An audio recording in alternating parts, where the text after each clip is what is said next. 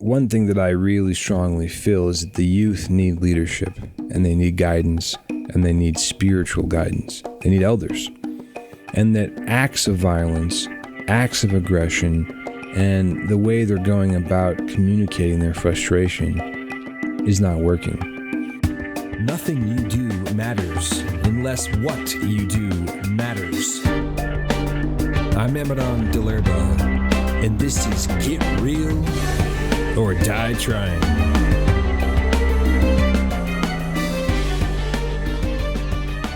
How we doing, tribe? Welcome to episode 27 of my podcast. Today I wanted to tell some stories about my past and my associations with some anarchists, actually. It's been coming up in conversation lately with my friends, with some strangers, with some associates and people, with the current rioting that's taking place in the streets all over this country and has been happening for the last few months, and police brutality and Black Lives Matter, racism, and all of the activity that is taking place in the streets. And it kind of brought me back to some of the times that I was in the streets in 2011 and 12 with the Occupy Wall Street movement. And so I wanted to tell a story today about a certain few situations. So let's go back to November of 2011. And I had just gotten back from New York City, Zuccotti Park, where the heartbeat and the start of Occupy Wall Street was happening. And I was with my good friend, Kazarian Jean Angela, who's also a producer on this podcast. And so we had just gotten back from New York, and then we decided to attend an event that was happening in Scottsdale, Arizona. It was a convention, and the abbreviation was ALEC, A-L-E-C, American Legislative Exchange Council. And basically what ALEC is essentially it's lobbyists and CEOs and people from big, massive corporations, ExxonMobil, Walmart, etc., meeting with lobbyists so that they can basically discuss how they can get bills in motion to get laws passed so they can make more money in different ways. It's essentially what it is. And it's actually a nonprofit organization, and the way it's described is pretty hilarious. You can look it up. But it's really about the interest of the 1% and the corporations and passing more laws so that they can profit more off of us. Long story short, that's it. So people were there to protest this organization. So me, Kazarian, good friend of mine, Kayleen Fitzpatrick, who's the cameraman here today and every day with Get Real or Die Trying. We're a solid crew. We've been rolling hard for years together. Super proud of that. We all went to this event in Scottsdale. There wasn't a ton of people there, but it was a very impassioned event, and there was a bunch of anarchists there. And they had a police line, and the golf resort where this convention was taking place had a pretty large perimeter around it of police force, and there was an entrance, and so we were gathered at this entrance to have our signs and to protest. Now, we weren't going, of course we disagreed with ALEC and what it stood for, and so we were, protesting that. But we weren't going necessarily to protest as much as we were to cover the protest as journalists and as media and as advocates for the Spiritualution movement. The Spiritualution movement I've mentioned many times in my podcast, which is about spiritual revolution, a spiritual solution to the world's problems, founded by Gabriel of Urantia. You can look that up too after the podcast. So anyways, we're there, and we're there to talk about the Spiritualution movement and to introduce these concepts of spirituality, spiritual activism in the streets, and to intelligently protest. And there was some unintelligent protest happening, of course, like there is at a lot of these events. So we're there, and you got the anarchists showing up in all their black masks on, the red anarchist A symbol on their flags, on their shirts, and they'd start attacking the police line. They would charge and kick and throw rocks and throw things. The police were, they were outfitted in riot gear, shields, helmets, the whole, body armor, the whole deal. This was kind of our first slightly intense protest situation because, they started firing out pepper spray and arresting people and breaking up the crowd and so forth. And so at that time, I was there with the Spiritualution movement, and I was broadcasting a live stream from my cell phone. Back in 2011, live streaming was pretty big at the time, especially because corporate media was not going to cover what was going on in the streets. And so it was the people's media, the individual journalists. Really, there was a time there, about a year period in 2011 to 12 or so, where it really surged, and independent medias of people basically live streaming, and some people got really well known for it. They would travel to these locations, including me, in these big protests, and they would film and interview and live stream the events so that people could tap in and actually see what was really happening in the streets, not from CBS a few blocks away with the anchor on the side of the street in her dress talking about it, but actually be right there dodging the rubber bullets and in the tear gas. So I'm live streaming. I'm about 20 minutes in. I'm talking about what I see. I see, the anarchists, they're storming the police line. They're charging it and kicking their shields. They're throwing rocks. And then I'm talking. And then I'm start interviewing people. Hey, why are you here today? Tell me about why you're here. Tell me about Alec.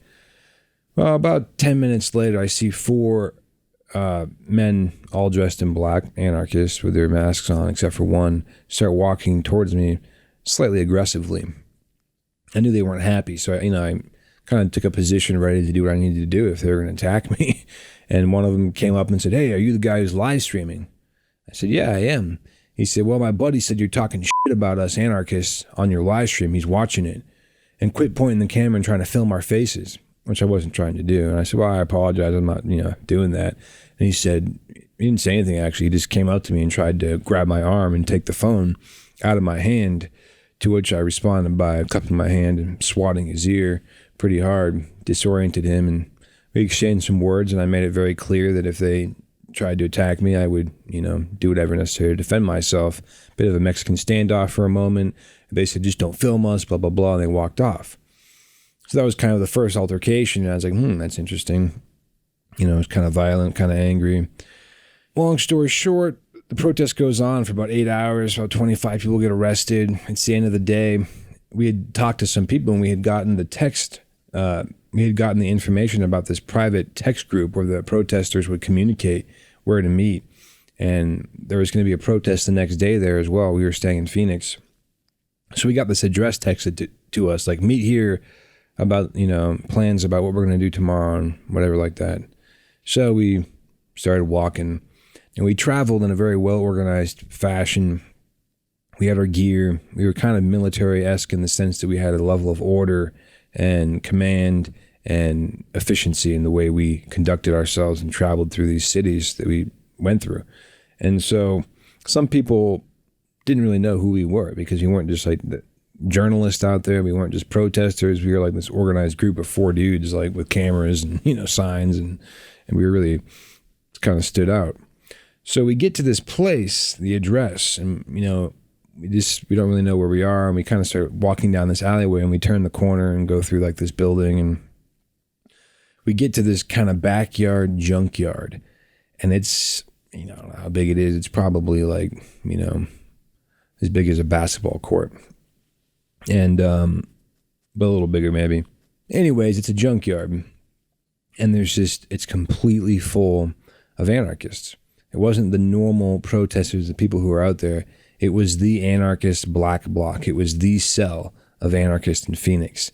And apparently it was the meeting place for many, many years of these people. And they're all dressed in black, and the energy was a little intense. And we thought we were going to just a general meeting of the general protesters, because not every protester is an anarchist. So we didn't know we were going to this meeting of just anarchists. So they were just a lot of animosity, just staring us down like, who are these guys? Why are these 4 guys here? And so we go in, and, all eyes were on us. It was pretty uncomfortable. So we tried to just have some conversations and talk to a few people, and, it was time for the meeting. So they called the meeting. Everything's done by consensus. They form a circle, and they're like, first thing we want to talk about is a security concern. So I'm cool. I'm like, cool, what's this? I wonder what the security concern is. And then everybody votes and says, okay, let's talk about the security concern. And the girl's talking. She's like, "We want to know who you 4 are," and points right at us. And like, okay. So I start explaining who we are. We're from the Spiritualution movement. We're there to film and interview the protesters and interview people on the street and tell their stories and talk to them about our idea of what Spiritualution is and all this. Long story short, they didn't buy it. They actually literally thought we were undercover cops. And so they just wanted us gone. They're like, "You need to leave right now." I'm not saying like this was like a nice little kumbaya conversation. You have to realize here, like, we're in this area that's like completely closed off. There's like one way in, one way out. It's like a junkyard. There's like all this weird art. I remember there was like this stack of like 20 shopping carts stacked high with like a couch on top and like a spear stuck into it with the anarchist flag flying. And it was just like kind of like a Mad Max feeling, like weird ass place, man. And these people were like, you know, potentially violent. So I'm ready the whole time, like, this might go down. Like, we might get attacked. I'm like looking for exit routes. I'm like looking for things I can pick up to use to defend myself if I have to. And anyways, we get voted out and they're like, leave now. And they're like chanting and shit, like, get out of here. Basically chased us out. So we left, you know.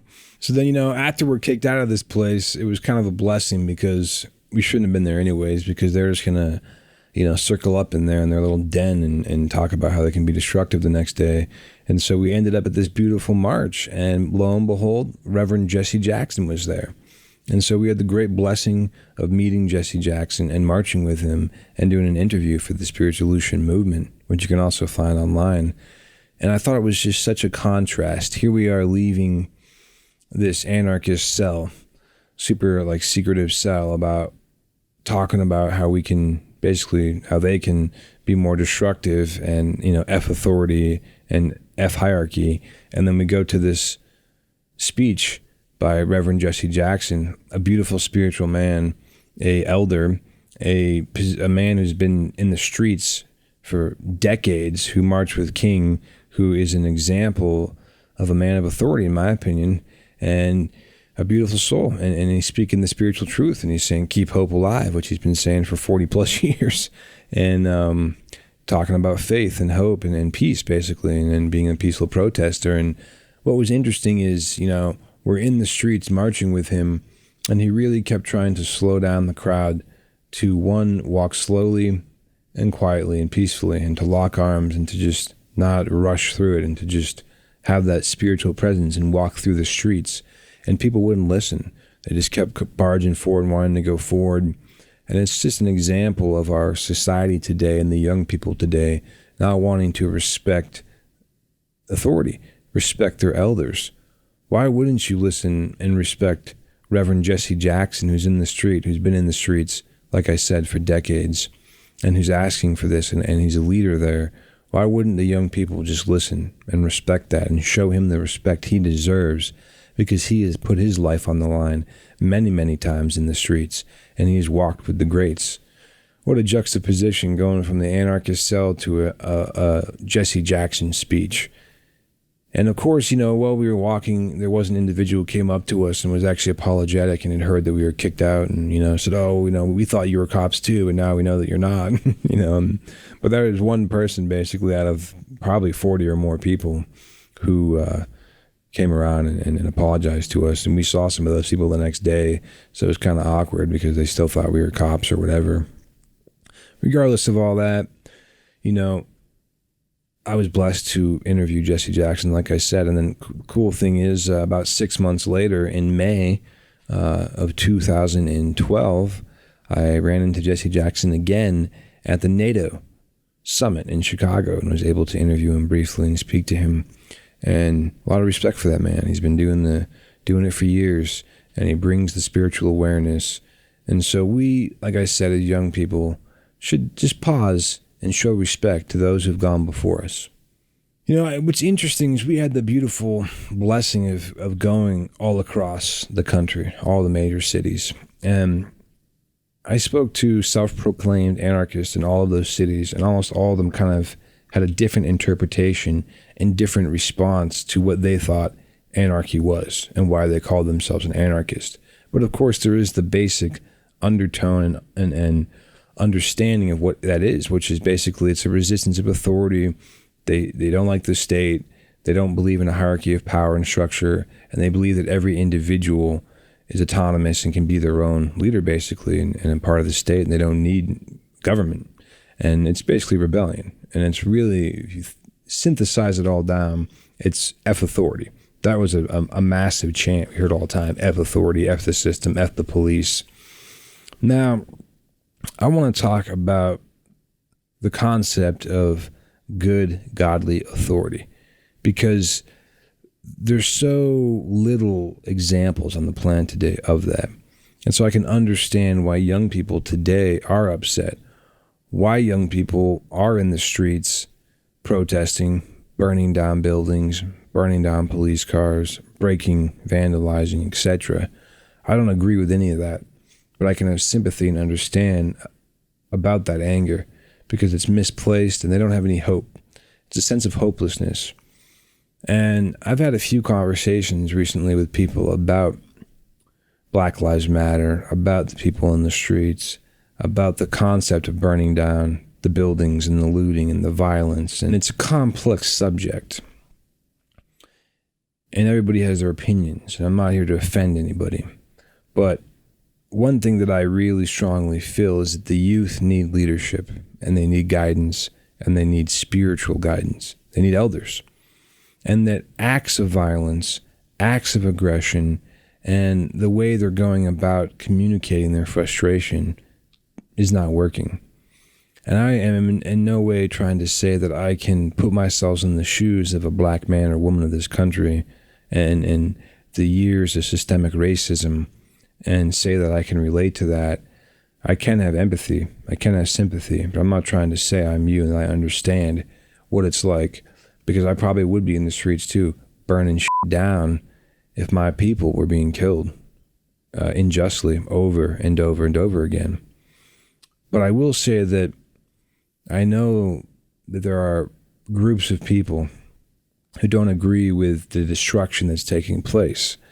Portland, Oregon has been in, 50 plus nights of vandalism and protests in the streets. And it is a way to communicate to the world and to the powers that supposedly be your frustrations and your disagreement. I totally agree with that. That's what they're trying to communicate. They're getting their message across. But is it effective? Does it cause change? And this whole concept of defunding the police, is that really the answer? Is it really the answer to have a lawless society, to not have police? When you start to get some wisdom and understand, and you actually start to be someone who's had to use and rely on the police for protection in certain situations, you then realize that it really makes no sense to live in a lawless world where there isn't someone to enforce the law. It doesn't make any sense. Now, the people who are saying this probably have never been a business owner or a landowner or a family man, and they haven't had things to protect. And so from my perspective, of course there's bad cops and good cops. Of course there's injustice. I'm not saying that. But I'm saying that there has to be a way that order happens. Because I've had to call the police multiple times, as early as 2 weeks ago, for protection. And if we didn't have that, and you put justice in the hands of the people, more violence actually happens. Believe me. And so it's not the answer, and it's not a easy thing. I'm not here to talk on my podcast to give the answer about all that. What I am here to say is that anarchy is not the answer, anger is not the answer, and that really a Spiritualution movement is the answer. And you need to go to spiritualution.org to learn more about the spiritual revolution, the spiritual activism, the spiritual solution, and what Gabriel of Urantia talks about. So you can go to Spiritualution and you can see a lot of the videos that the same crew is making this video right now made 9 years ago. It's pretty cool. That's commitment. That's loyalty. That's a brotherhood right there. And so you go and you check that out and you tell me via the comments, via the emails, however you want, on the social media, on the website of Get Real, what you think. But I think we as human beings have to start having conversations and start promoting and start talking about active dissension against evil in a higher way than burning, looting, and taking to the streets in violence. I'm all for taking to the streets and protesting something and demanding change from our government and from the people, the corporations, whatever it is, people feel the need to protest. The injustice of police brutality is very real. It's a very real problem. There needs to be reform. There needs to be changes. There needs to be education. But there has to be a consciousness and a spiritual consciousness shift. It's not the police department's budgets that allow them to shoot the innocent black man or woman or any person of color. It's their lack of consciousness. It's their racist thinking. It's their cultural wrong upbringing that allows them to disassociate their brotherhood with someone else, their sisterhood with someone else. That's what has to be changed. That's the spiritualution. That's the consciousness shift. Defunding has nothing to do with it, really. So anarchists out there who will be listening to this will be pissed at me. Oh, well.